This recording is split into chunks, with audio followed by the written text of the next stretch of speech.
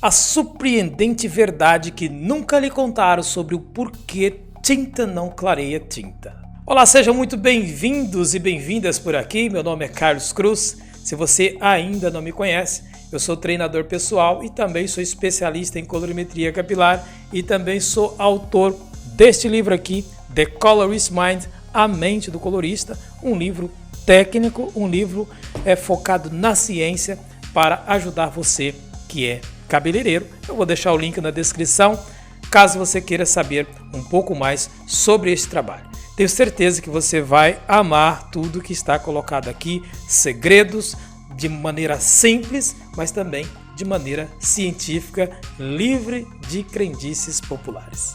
Agora vamos falar propriamente sobre esse negócio, essa treta toda de tinta não clarear tinta. Todos nós sabemos, nós que somos cabeleireiros, nós já sabemos esta verdade, isso é um fato. Tinta não clareia tinta e ponto final. Agora, o que as pessoas, de modo geral, dentro dos cursos, das formações em colorimetria capilar, não falam, não ensinam, não explicam é o porquê a tinta não clareia a tinta e o que nós podemos fazer, se é que há alguma coisa que nós podemos fazer para contornar estas situações todas. A primeira coisa que você e eu precisamos compreender e está de forma automatizada na nossa mente é que a coloração capilar ela funciona de uma maneira diferente de necessariamente de uma tinta, por exemplo, uma tinta com pigmento direto. Isso é bastante falado, mas pouco explicado, pouco compreendido e que acaba acarretando em erros simples, grotescos dentro da nossa carreira e depois o resultado dessa situação, dessa maneira de pensar, acaba em denegrir um pouco a nossa imagem enquanto cabeleireiro. Depois a gente acaba não desenvolvendo uma linguagem mais técnica, mais apurada diante dos nossos clientes, que afinal de contas, qual que é a intenção do nosso trabalho? A intenção é vender mais, é se posicionar de uma maneira cada vez melhor no mercado, é buscar o quê? Diferencial, é buscar reconhecimento para a nossa arte, para a nossa categoria, para o nosso trabalho. Enfim, a coloração, por regra, por norma, por base, ela trabalha com o processo de construção de cor. Para isso nós temos lá os precursores de cor, nós temos os acopladores de cores, depois nós temos os agentes intermediários de cor, depois essas moléculas vão se somando uma às outras e aí você tem aquilo que nós chamamos cientificamente, tecnicamente nós chamamos de polimerização. Então é isto que acontece. Agora, quando você cumpre todos os pré-requisitos de uma coloração para gerar essa polimerização, e quais são os principais pré-requisitos? A mescla do produto da coloração com o oxidante correto, o tempo certo da mescla, o tempo de aplicação em que esta mescla foi feita e os critérios de divisão, de depósito de cor, de aplicação, ou seja, as técnicas de aplicação que todo cabeleireiro sabe que é preciso e que é necessário. Não é simplesmente você pegar uma coloração, a massa de uma coloração e botar na cabeça do seu cliente. Se você não tiver critérios, técnicas, defender as suas técnicas, o que vai acontecer? O cliente vai perceber que aquilo é fácil, que aquilo é simples e ele mesmo vai querer fazer em casa. Percebe que um médico ele tem todo um protocolo para atender. E nem era necessário tanta coisa assim. Mas o que ele faz? É um processo que ele usa para valorizar o seu status de doutor, de especialista, de autoridade naquela questão. Nós, cabeleireiros, também precisamos desenvolver este mindset. Ou seja, precisamos ali desenvolver, ter o nosso ritual à frente do nosso cliente. Para o nosso cliente perceber que nós somos de fato especialistas, que nós somos de fato aqueles que percebem do assunto, ou seja, nós somos doutores da nossa área.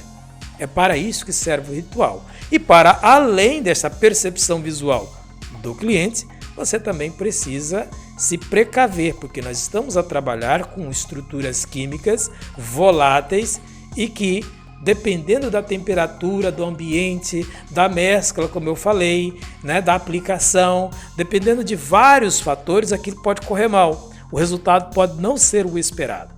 Para isso que você precisa ter um ritual, você precisa manter ali a sua defesa, né? Você precisa ter algo pragmático, corriqueiro, para que quando qualquer coisa correr mal, você sabe o que aconteceu, né? Você vai conseguir identificar os pontos de erros e os pontos de acerto, ou seja, os pontos de melhorias, e aquilo que eventualmente está tudo certo, você tem que manter. Então este é um primeiro ponto do nosso raciocínio. Como já dito, nós temos a coloração, que trabalha com a polimerização.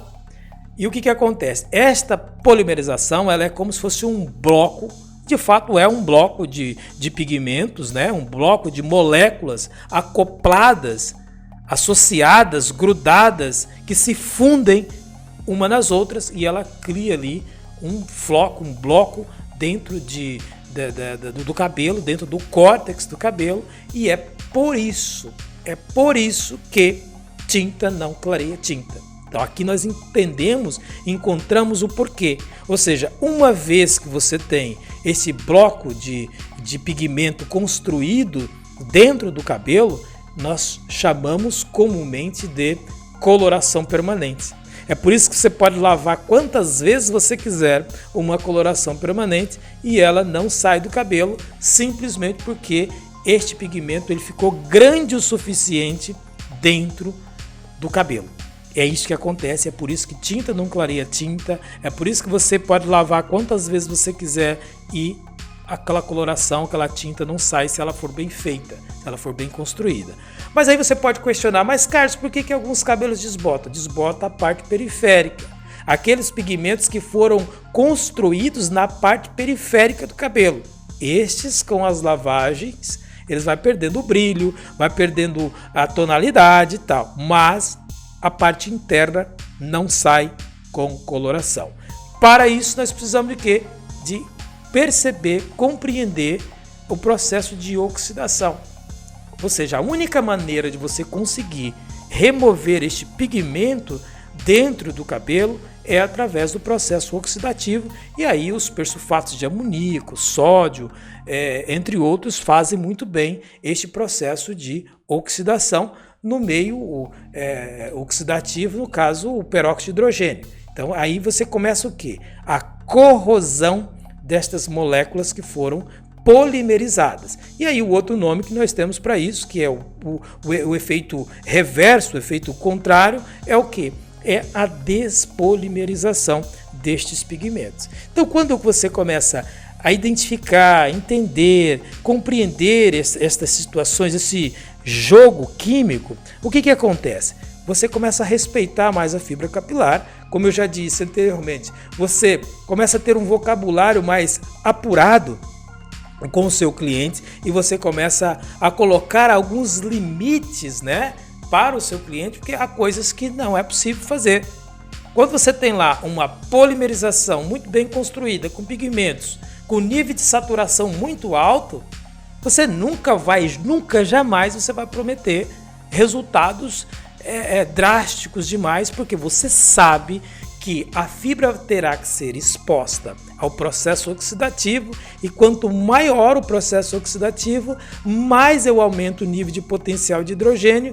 Quanto maior o nível de potencial de hidrogênio, mais perto do emborrachamento chega a fibra capilar. Então não é uma questão da sua competência necessariamente dita. A sua competência está em decidir fazer e decidir não fazer. É aí que está a sua competência. Por outro lado, nós precisamos perceber a questão do cabelo. O cabelo não suporta esses níveis tão altos de oxidação, porque o potencial de hidrogênio ele aumenta muito e o cabelo acaba por emborrachar. Então é isto que significa essa ideia de tinta não aclarar tinta.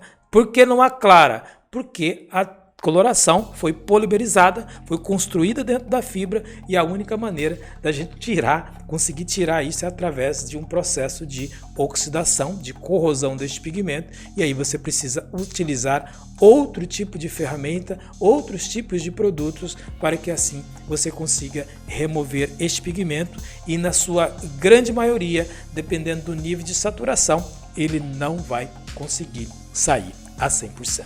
Enfim, para concluir esse assunto, no meu livro eu tenho um capítulo 8, onde eu falo tudo sobre a coloração capilar. Todas essas nuances, esses pontos, essas questões que ajudam você, cabeleireiro, a pensar de uma maneira automática na colorimetria, que enfim é a proposta da minha metodologia, a metodologia Mind in Colors, que é ensinar o cabeleireiro a pensar cor, pensar colorimetria capilar de maneira automática, livre de matemática da colorimetria. Quando você aprende como que a coloração funciona de fato, você vai perceber que é impossível, estou aqui a falar com todas as letras, é impossível fazer matemática da colorimetria. Portanto, eu convido você a conhecer meu site, conhecer um pouco mais do meu trabalho, conhecer um pouco mais sobre o meu canal.